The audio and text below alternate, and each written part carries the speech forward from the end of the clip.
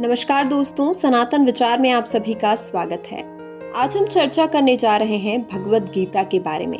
लेकिन उससे पहले अगर आपने अभी तक हमारे चैनल को सब्सक्राइब नहीं किया है तो जल्दी से सब्सक्राइब कर दीजिए, साथ ही बेल आइकन को भी प्रेस कर दीजिए। भगवद गीता महाभारत के भीष्म पर्व में वर्णित भगवान कृष्ण और अर्जुन के बीच एक संवाद है। इसमें कुल 701 संस्कृत छंदों के 18 प्रवचन शामिल है।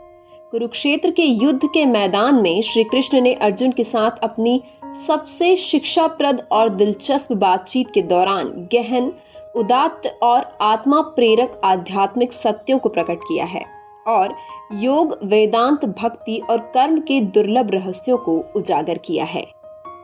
कहा जाता है कि दुनिया का एक बहुत बड़ा युद्ध क्षेत्र है, असली कुरुक्षेत्र हमारे भीतर है। महाभारत की लड़ाई अभी भी भीतर चल रही है। अज्ञान है, धृतराष्ट्र है, व्यक्तिगत आत्मा अर्जुन है।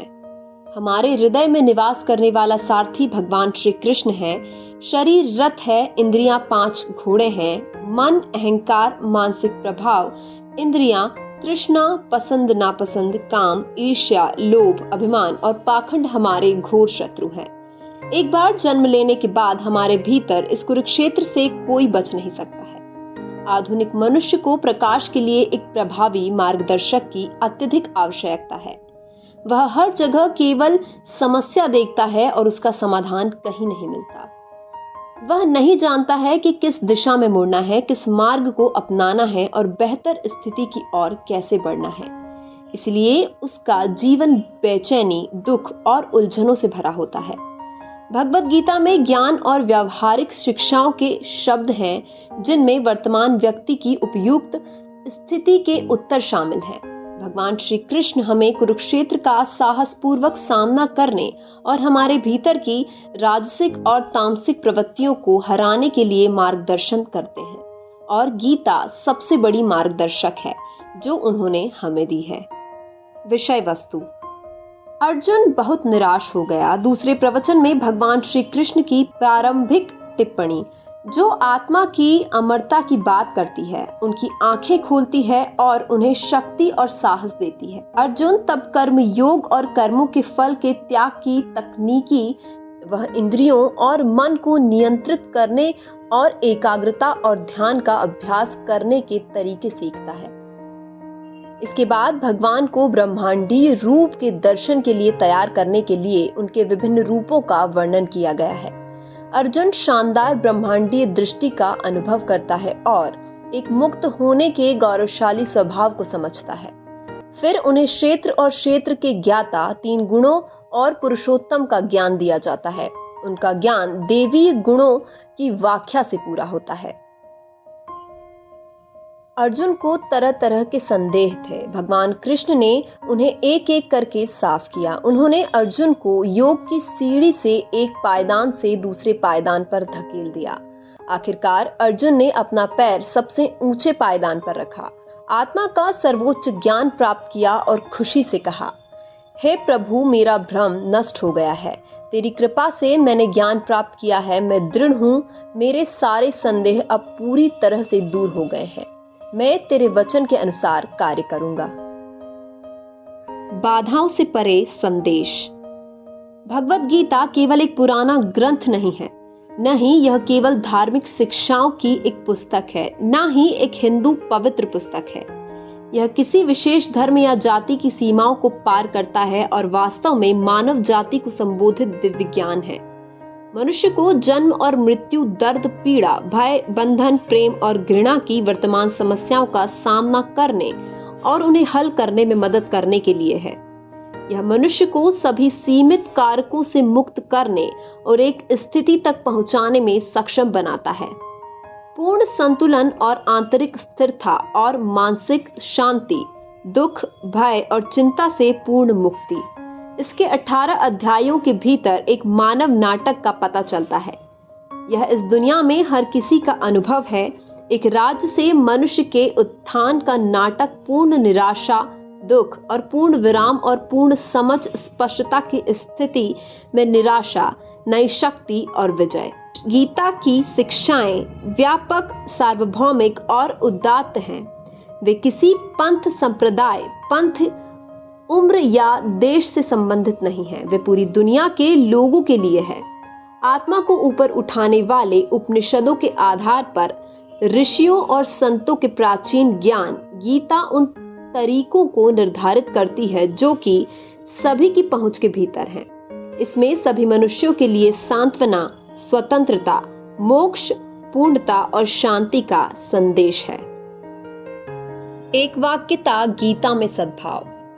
मनुष्य 3 मूलभूत कारकों का एक सम्मिश्रण है, अर्थात इच्छा, भावना और अनुभूति। स्वभाव 3 प्रकार का होता है, सक्रिय, भावनात्मक और तर्कसंगत। फिर भी 3 योग है। जिज्ञासु और तर्कसंगत स्वभाव के व्यक्ति के लिए ज्ञान योग, भावनात्मक स्वभाव के लिए भक्ति योग, कर्मयोगी व्यक्ति के लिए कर्म योग। भगवद गीता तीनों रास्तों के सिद्धांतों को उनके बीच कोई संघर्ष पैदा किए बिना तैयार करती है। यह सबसे आश्चर्यजनक रूप से क्रिया, भक्ति और ज्ञान के दर्शन में सामंजस्य स्थापित करता है। यदि कोई पूर्णता प्राप्त करना चाहता है तो तीनों को सामंजस्यपूर्ण रूप से मिश्रित किया जाना चाहिए। इस शरीर रथ के 3 घोड़ों कर्म, भावना और बुद्धि को पूर्ण सामंजस्य में काम करना चाहिए। तभी यह सुचारू रूप से आगे बढ़ेगा और सुरक्षित और जल्दी गंतव्य तक पहुंचेगा। तभी कोई आत्मा में आनंदित हो सकता है, सोहम का गीत गा सकता है, अनंत के साथ तालमेल बिठा सकता है, आत्मा की ध्वनिहीन आवाज सुन सकता है और शाश्वत आत्मा के मधुर संगीत का आनंद ले सकता है। केंद्रीय संदेश। गीता की केंद्रीय शिक्षा जीवन की अंतिम आनंद, पूर्णता या शाश्वत स्वतंत्रता की प्राप्ति है। यह जीवन के अपने निर्धारित कर्तव्यों को पूरा करके प्राप्त किया जा सकता है। भगवान कृष्ण अर्जुन से कहते हैं, बिना आसक्ति के नित्य कर्म करते रहो जो कि कर्तव्य है, क्योंकि आसक्ति रहित होकर कर्म करने से ही मनुष्य परम को प्राप्त होता है। अहंकार और पसंद नापसंद की धाराओं को मिटाकर कोई मुक्त संत बन सकता है, इच्छाओं और तृष्णाओं का नाश करके और उनकी अवशिष्ट शक्तियों को नष्ट करके। इस प्रकार व्यक्ति अस्तित्व ज्ञान परमानंद के रूप में अपने वास्तविक आवश्यक स्वभाव में आराम कर सकता है और फिर भी दुनिया के मामलों में सक्रिय रह सकता है, क्योंकि अब आप कर्मों के बंधन में नहीं रहेंगे, क्योंकि आत्मज्ञान की प्राप्ति से कर्तापन का विचार नष्ट हो गया है। यही गीता का मूल मंत्र है। गीता बार बार इस बात पर जोर देती है कि व्यक्ति को अनासक्ति या वैराग्य की प्रवृत्ति विकसित करनी चाहिए। यह बार बार आग्रह करता है कि एक व्यक्ति को कमल के पत्ते पर पानी की तरह दुनिया में रहना चाहिए।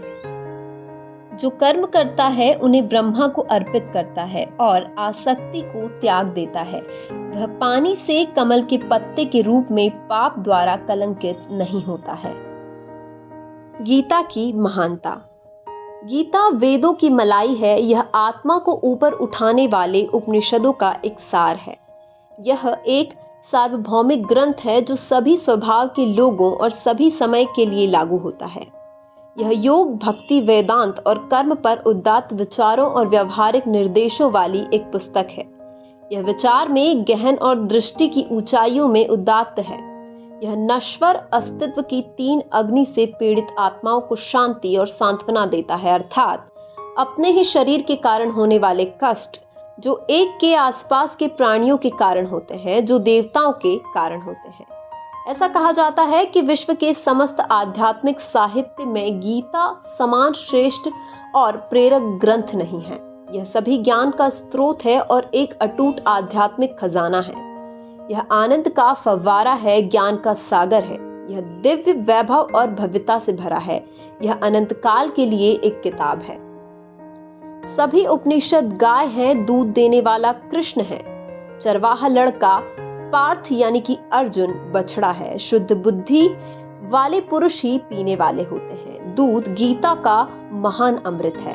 गीता अमृत का असीम सागर है। यह उपनिषद वृक्ष का अमर फल है। यह एक दुर्लभ और शानदार फूल है जो दुनिया भर में अपनी मीठी सुगंध बिखेरता है।